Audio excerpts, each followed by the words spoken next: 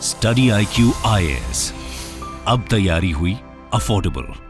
फिर से घूम फिर कर सारा डिस्कशन आ जाता है टैक्स पे। क्या टैक्स रेट कम होगा, क्या टैक्स रेट ज्यादा होगा, टैक्स कम टैक्स ज्यादा। अरे हम तो टैक्स की मात से भरे हुए हैं, या टैक्स हमें सबसे ज्यादा डिफीट करता है।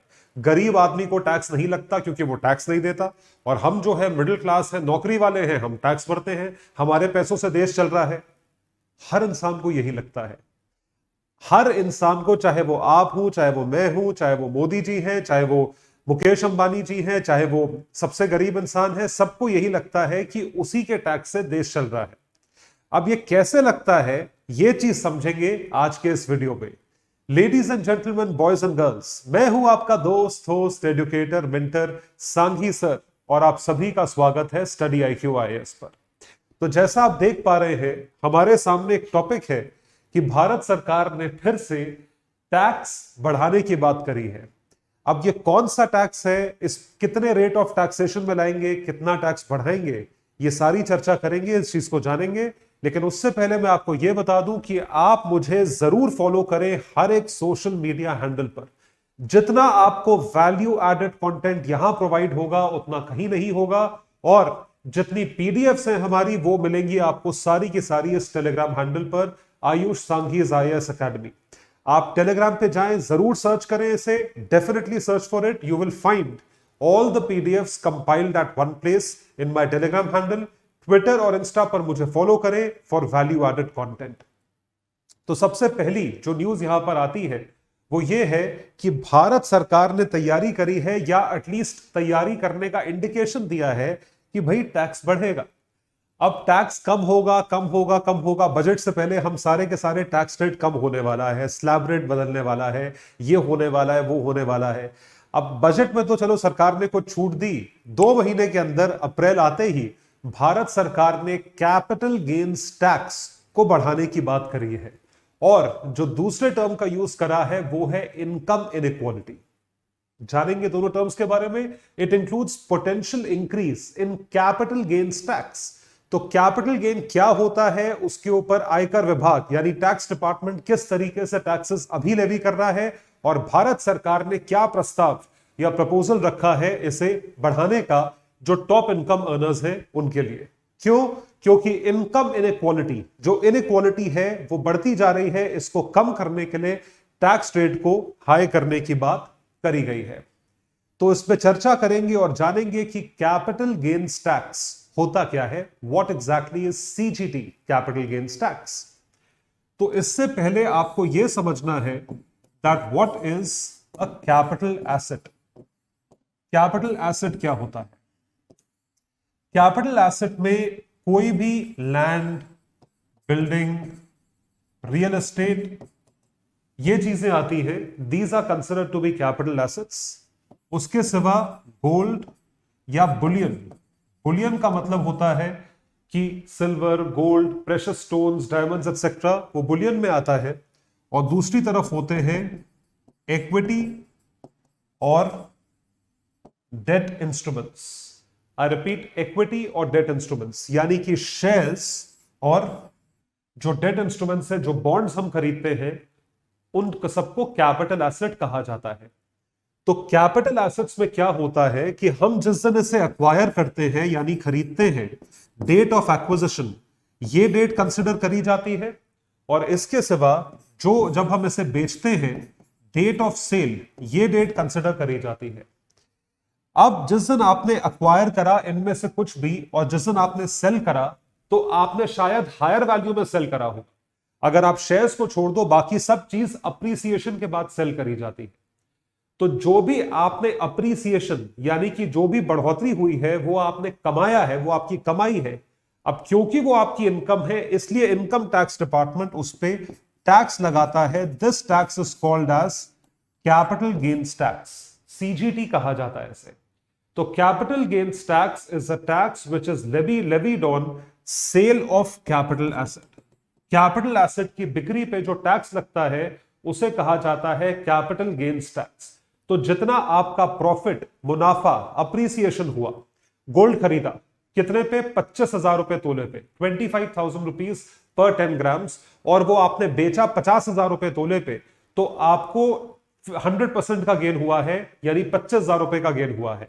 उस 25,000 रुपए के ऊपर इनकम टैक्स डिपार्टमेंट टैक्स लगाएगा, कैपिटल गेन्स टैक्स। और कैपिटल गेन्स टैक्स जो है वो दो तरह का होता है, एक होता है शॉर्ट टर्म और दूसरा होता है long term. Short term, long term. Short term capital gains tax जो होता है वो होता है इन चीजों के लिए, यदि आप कोई भी एसेट को 36 महीने से कम के लिए होल्ड करें तो आप इसे कहते हो शॉर्ट टर्म। 36 मंथ्स यानी कि 3 इयर्स। अगर आपने लैंड, बिल्डिंग, प्रॉपर्टी आज खरीदा, 3 साल के अंदर अंदर बेच दिया, तो उसे हम कहते हैं शॉर्ट टर्म एसेट। उसके ऊपर जो गेन होता है उसे भी कहा जाता है शॉर्ट टर्म गेन, यानी कि short term capital gain.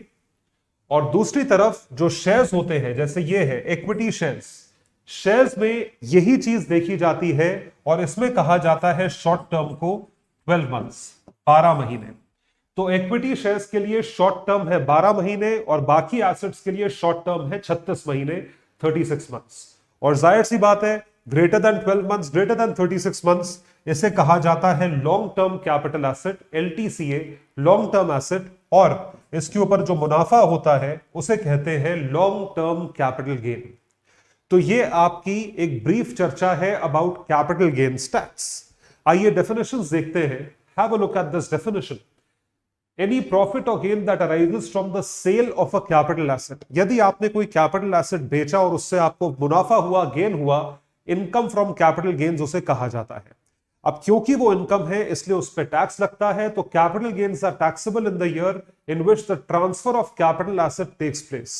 Transfer यानी कि सेल। जब कैपिटल एसेट सेल होगा तो उस पर इनकम होती है, उस इनकम को कैपिटल गेन कहते हैं, जिस पे टैक्स लगाया जाता है। It is termed as capital gains tax. और इसी तरीके से there are 2 types of capital gains, short term and long term, depending कि आपने कितने टाइम बाद एसेट बेचा है। यदि आपने 36 महीने के भीतर एसेट बेचा, if you have sold the asset with in 36 months, for a period of 36 months, it is a short term capital asset. और अगर आपने वो 36 महीने के बाद बेचा है तो उसे लॉन्ग टर्म कैपिटल एसेट कहा जाता है। STCA, LTCA, ये दो चीजें हैं। STCA, LTCA, these things are mentioned over here। तो ये short term capital gain, short term capital asset, long term capital gain, long term capital assets are stated over here. तो बात हो रही है यहां पर टैक्स रेट्स को चेंज करने की, जो कि भारत सरकार ने प्रपोज किया था। तो क्या प्रपोज किया था? 31 मार्च 2023 तक क्या था और 1 अप्रैल 2023 से क्या है। ऑन और before 1st of April 2023, effective 1st of April 2023। तो क्या बात कर रहे हैं शॉर्ट टर्म लॉन्ग टर्म को देखते हुए? What are we talking about in terms of short term and long term? Have a look.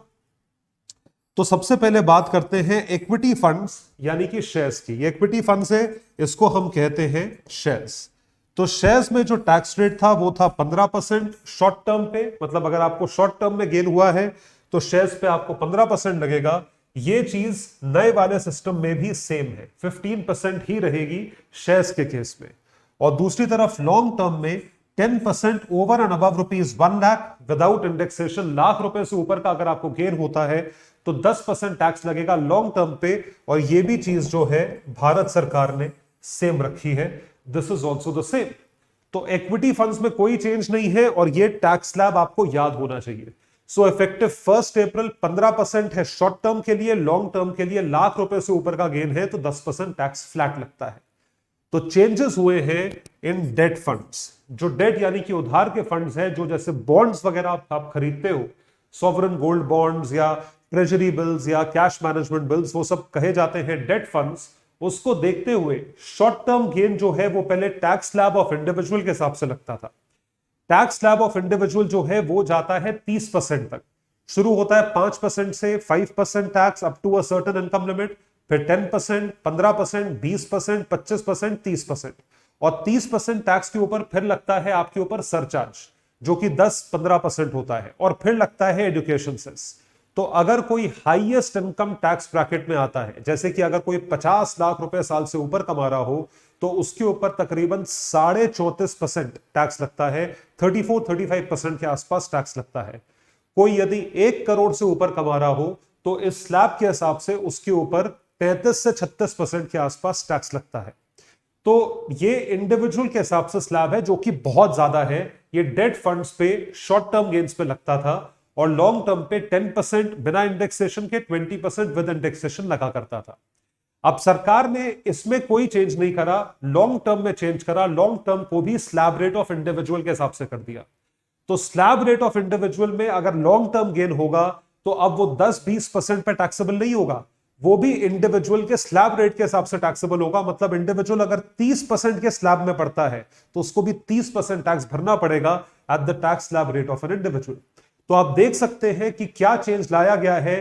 तो बेसिकली जो प्रपोज चेंज था वो था लॉन्ग टर्म गेन्स पे, और लॉन्ग टर्म गेन्स को आपने इंडिविजुअल के टैक्स स्लैब के हिसाब से कर दिया। इसका मतलब इनके ऊपर आपने टैक्स रेट बढ़ा दिया, और क्योंकि आपने इनके ऊपर टैक्स रेट बढ़ा दिया इस वजह से इसको कहा जाता है टैक्सिंग द रिच, कि आप अमीर के ऊपर ज्यादा टैक्स लगा रहे हैं।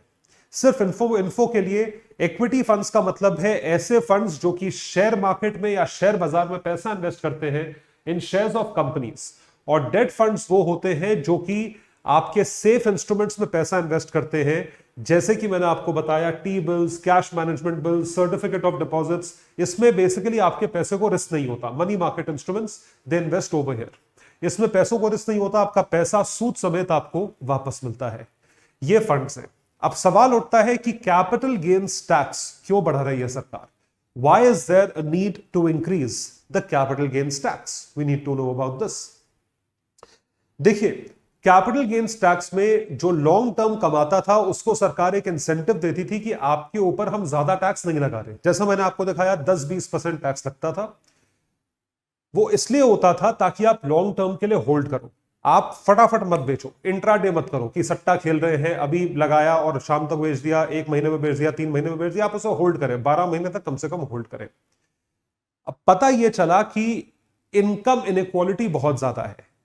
क्योंकि इनकम इनइक्वालिटी बहुत ज्यादा है तो आपको गरीब से कम टैक्स लेना है, अमीर से ज्यादा टैक्स लेना है।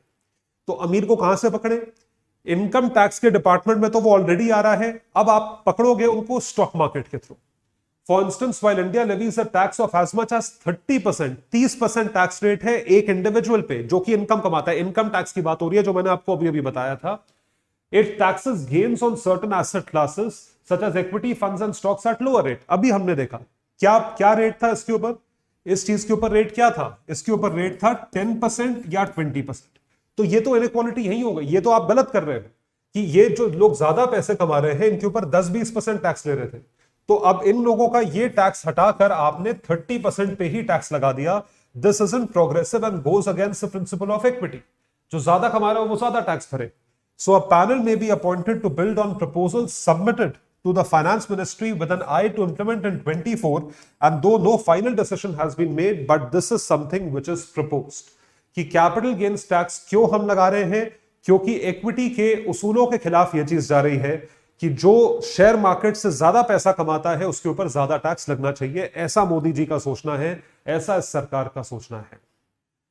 अब सिंपल सी बात है, इनकम इनइक्वालिटी क्यों है? ये तो बड़ी मजाक की बात है। इनकम इनइक्वालिटी पूरी दुनिया में है, ये कोई नई बात है। यहां पे आप उसको पकड़ो ना जो टैक्स नहीं भरता।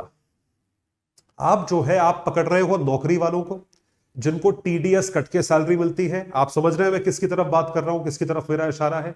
जितने नौकरी वाले हैं उनको टीडीएस कट के सैलरी मिलती है, और उसके सिवा स्टॉक मार्केट में जितने व्हाइट में अकाउंटिंग करते हैं उन सबको आपने पकड़ लिया। बचे सारे के सारे काले धंधे करने वाले। काले धंधे से मेरा मतलब गलत कुछ नहीं है, काला धंधा को आप गलत मत मानिए। काले धंधे का मतलब है जो कैश में डील करता है। आप अपने घर के आसपास जो दुकान है, जो मार्केट है, जो ग्रोसरी स्टोर है, जो किराने वाला है, उसको देखिए जरा। आपको क्या लगता है कितना टैक्स भरता होगा वो आदमी? वो अगर 5-10 लाख रुपए महीने का धंधा कर रहा है, वो इनकम टैक्स, एक तो होता है जीएसटी, वो बोलेगा हम तो पूरा जीएसटी भरते हैं। भाई तूने जीएसटी भर दिया, इनकम टैक्स कितना दे रहा है तू? कितनी इनकम डिक्लेयर कर रहा है? मैं ओपन चैलेंज देता हूं, आके प्रूफ करो कि तुम्हारी कितनी इनकम है और तुम कितना इनकम टैक्स दे रहे हो। ये सारे दुकानदारों के लिए है, ऑर्गेनाइज्ड मॉल के अंदर वाली दुकानों के लिए नहीं है। जो आपका लोकल मार्केट है उसकी बात हो रही है। इनमें से कोई टैक्स नहीं देता और ये लाखों करोड़ों रुपए की कोठियां बना के बैठे हैं। This is what they earn, this is true, ये चीज करी जाती है और उसमें कोई चीज छुपाने वाली नहीं है। मैं खुद चार्टर्ड अकाउंटेंट हूं, मैंने बहुत कंपनीज का ऑडिट करा है, लोकल मार्केट्स का भी ऑडिट करा है, हर स्तर की सीए फर्म मैंने देखी है और मेरे सर्कल में सिर्फ और सिर्फ चार्टर्ड अकाउंटेंट्स ही आते हैं। किस तरीके से आप टैक्स को एवेड करते हो, ये टैक्स प्लानिंग नहीं होती, इसको बोलते हैं टैक्स एवेजन। जब इनकम डिक्लेयर ही नहीं करोगे तो फिर टैक्स कहां से लगेगा? तो इस वजह से भारत सरकार पकड़ती उसे है जो कि सॉफ्ट टारगेट है। स्टॉक मार्केट वाले सॉफ्ट टारगेट है क्योंकि स्टॉक मार्केट ब्लैक में होता ही नहीं। कैश में आप जाके 100 रुपए लेके जाओ कि मुझे शेयर पकड़ा दो रिलायंस का, थोड़ी मिलेगा। आप डीमार्ट अकाउंट खोले, उसे बैंक अकाउंट से लिंक करो, उसके लिए बैंक अकाउंट में पैसा डालो, जैसे ही बैंक अकाउंट में पैसा आ गया आपका इनकम डिक्लेयर हो गई और उस पर टैक्स लगेगा ही लगेगा। ये चीज है। तो आप ये बात सोच के देखें कि भारत सरकार को इनकम इनइक्वालिटी कम करनी चाहिए, ये सोच के कि आप सॉफ्ट टारगेट को टारगेट करो या ये सोच के कि आप सबसे बड़े लोगों को पकड़ो। इसमें सबसे बड़ा सवाल जो आज की डेट में उठाया जाता है ये मैं आपको समझाऊंगा वीडियो के एंड में, इसलिए पूरा वीडियो देखें। इनकम इनइक्वालिटी का मतलब है अमीर और अमीर हो रहा है, गरीब गरीब से बदतर हो गया है। India's reliance on indirect taxes which levies on consumption rather than direct taxes on capital।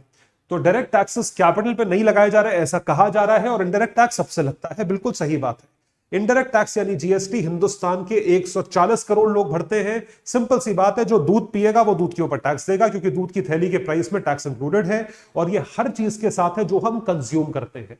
And this is often cited by economist as the main culprit behind the country's poor getting left behind. गरीब और गरीब क्यों हो रहा है? क्योंकि महंगाई की चपत उसको पड़ती है, टैक्स इंक्रीज की चपत उसको पड़ती है। और अमीर जो है वो और अमीर इसलिए हो रहा है क्योंकि पैसों से ही पैसा बनता है। वह पैसा है तो पैसा इन्वेस्ट करके वो और पैसा बनाएगा, फिर लगाएगा, फिर लगाएगा, फिर इन्वेस्ट करके और पैसा कमाएगा। So direct taxes on capital has been increased और इस वजह से ये चीज हो रही है कि ये आगे बढ़ते जा रहे हैं अमीर लोग और गरीब लोग और गरीब हो रहे हैं। मेरी प्रॉब्लम ना अमीरों के ऊपर टैक्स से है ना गरीब की और गरीब होने से है, मेरी प्रॉब्लम किसी और चीज से है। सुनिएगा, उससे पहले एक अनाउंसमेंट आपके लिए। स्टडी आईक्यू का P2I batch for the first time in India, Bharat में पहली बार लॉन्च हुआ यह बैच है। इसका नाम है P2I batch, prelims to interview batch. ये जो बैच है ये शुरू हो रहा है 22 अप्रैल यानी कि कल सुबह 8 बजे से। इस बैच को जरूर सब्सक्राइब करें because this particular batch will help you achieve your dreams. आपका 2024 का अटेम्प्ट हमारे जिम्मे है, हम उसकी रिस्पॉन्सिबिलिटी लेते हैं। Complete syllabus of general studies, prelims और मेंस, उसके साथ साथ क्रैश कोर्स प्रीलिम्स का जिसे हम SIP कहते हैं और मेंस का जिसे हम SIM कहते हैं। उसके सिवा टेस्ट सीरीज है, full length test and along with that answer writing practice. और ये सारी की सारी चीजें हैं एक बहुत ही अफोर्डेबल प्राइस में आप लोगों के लिए अवेलेबल है, जो कि है सिर्फ और सिर्फ 70,000 रुपीज। ऑफलाइन इंस्टीट्यूशन सारे हैं इससे आधे फीचर्स देते हैं, लेकिन वो फीस चार्ज करते हैं 1.5 लाख से 2 लाख रुपए। लेकिन हम यही चीजें आप तक 70,000 में पहुंचा रहे हैं, ये और कई सारी चीजें, लेकिन स्पेशल डिस्काउंटेड प्राइस पे अगर आप मेरा कोड यूज करें सांघी लाइफ कोड पे आपको यही कोर्स मिलेगा सिर्फ और सिर्फ 30,000 रुपए में। ये आप ध्यान रखें that this is something which is an introductory offer for all the aspirants of 2024। 2024 वालों सुन लो, once in a life time opportunity है टॉप एजुकेटर्स से पढ़ने की और ये सारे फीचर्स का लाभ उठाने की। तो किस बात की वेट कर रहे हैं? इसको सब्सक्राइब करें आज ही। नाम है P2I बैच और कोड है सांघी लाइफ। डिस्क्रिप्शन में आपको लिंक दिया हुआ है, उसको सब्सक्राइब करें और उसको जरूर फॉलो करें। तो ग्लोबल रिपोर्ट्स पे आते हैं। ऑक्सफैम इंटरनेशनल नाम की संस्था है जिसने पूरा एनालिसिस करके ये बताया है कि कितने लोग अमीर हुए, कितने लोग गरीब हुए। बड़ा इंटरेस्टिंग एनालिसिस करा है इसका। मैं रिसर्च में हमारी ये चार्ट निकल कर आया and I will show it to you. तो ये क्या कहते हैं कि भारत की जनसंख्या जो है, आप ये मान करें जो 10% जनसंख्या है उसके पास 77% नेशन की वेल्थ यानी GDP का हिस्सा है। 10% of the people own almost 80% of the national wealth and government data shows about 6% pay income tax। आप 10% लोग जो है वो 77% ओन करते हैं, लेकिन सिर्फ 6% पूरे हिंदुस्तान में इनकम टैक्स देते हैं। मतलब 10% भी इनकम टैक्स नहीं देते। आप ये सोच के देखो। तो मैं इन्हीं की जो डिफरेंशियल 4% है इनकी बात कर रहा हूं। इनको नहीं पकड़ पाती है सरकार। They are not able to catch hold of them. इसमें आप ये समझ के चले कि आप अगर इन लोगों को पकड़ ले तो इन लोगों के लिए टैक्स कलेक्शन डबल हो जाएगा। 6 का 10% ऑलमोस्ट डबल हो जाएगा टैक्स कलेक्शन। लेकिन सरकार पकड़ती नहीं है, पकड़ पाती नहीं है, क्योंकि सरकार को भी चुनाव जीतना है। देखो इस एनालिसिस को देखो तो ऑक्सफैम क्या कहती है, top 10% of Indian population hold 77% of national wealth. ठीक है जी।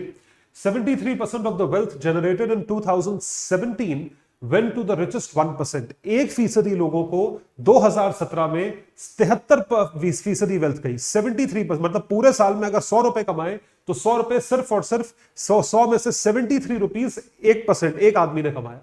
while 670 million Indians यानी कि 67 crore who comprise the poorest half of the population, उनकी वेल्थ सिर्फ 1% से बढ़ी। दूसरा आंकड़ा देखिए 70 new millionaires every day. 70 new millionaires, millionaire का मतलब होता है $1 मिलियन का मतलब होता है जो भी एक्सचेंज रेट चल रहा हो, 6 करोड़ 7 करोड़ 8 करोड़, आज के रेट में 8 करोड़ रुपया है। 70 लोग जो है रोज के हिसाब से मिलियनर बन रहे हैं, भगवान जाने कौन से लोग हैं। So we are talking between 2018 and 22 India is estimated to produce 70 new millionaires every day. 10x। What is this? Billionaires' fortunes increased by almost 10 times। इसका सबसे बड़ा एग्जांपल है जीता जागता अडानी ग्रुप, जो कि आप देख सकते हैं लॉकडाउन में जिसकी वैल्यूएशन 8-9 बिलियन डॉलर से तकरीबन 100 बिलियन डॉलर पहुंच गई, 10x से भी ऊपर। Over a decade and the total wealth is higher than the union budget of India. ये बात कही जा रही है फॉर द फिस्कल ईयर 18-19। तो ये 10x ग्रोथ है। 63 मिलियन का आंकड़ा जो है वो क्या है? 63 million of them are pushed into poverty. ये वो लोग हैं जो कि हेल्थ केयर की वजह से, घर में कोई बीमारी हो गई, कोई बीमार पड़ गया, कोई किसी वजह से नहीं कुछ कर पा रहा है, तो वो बेचारे गरीबी की रेखा के नीचे चले जाते हैं और गर्त में चले जाते हैं और गुर्बत में चले जाते हैं। 63 मिलियन कम नहीं है। 63 million is 6 crore 30 lakh people. और 941 साल लगेंगे for a minimum wage worker in rural India to earn what a top executive at a leading Indian government company earns in a year. 941 साल लगेंगे, तब तक तो उसकी 50वीं पीढ़ी आ चुकी होगी। तो is only India facing the income gaps? क्या सिर्फ भारत फेस कर रहा है इनकम गैप्स? क्या भारत में ही ऐसे इतनी ज्यादा इनइक्वालिटी है? ये इनइक्वालिटी के आंकड़े थे, ये पूरी दुनिया में है। कम ज्यादा हो सकते हैं, it can be in volumes, but it is there in every country. Leaders around the world are trying to narrow income gaps. तो दूसरे देशों ने क्या कदम उठाए हैं? चीन ने क्या करा है? चीन ने, जी जिनपिंग ने एक स्पेसिफिक चीज लॉन्च करी है जिसे कहा जाता है कॉमन प्रॉस्पेरिटी प्रोग्राम, कि सब लोग जो है फूले फले, सब लोग जो है वो आगे बढ़े।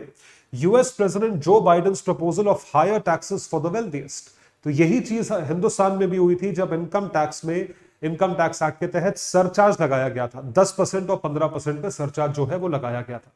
तो मतलब देशों में ये चीज हो रही है क्योंकि ये रैम्पेंट है और ये हर कंट्री में रहेगी। India has tweaked some tax rates, हमने ऊपर नीचे करे हैं, and exemptions for individuals and companies इसी बजट में हुए हैं।